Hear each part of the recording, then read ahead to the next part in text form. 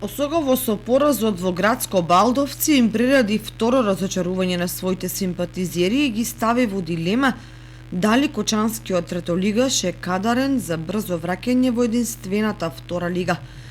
Жолто-сините загубија од Спартмани со 1:0 и прикажаа целосно спротивна игра од онаа против Дојранско езеро на свој терен, кога беа полетни и ефикасни. Која е причината за двете лица на Осогово на гости и на домашен терен, стручниот штаб треба да анализира и открие. Еве ги резултатите од четвртото коло. Спартман и Осогово 1:0, Бргалница победа 4:2, Малеш Тиверија 1:2, Дојранско езеро Вардарски 5:0, Академија Чешиново Облишево Карбинци 1:4 и Овчеполе Рудар 3:0.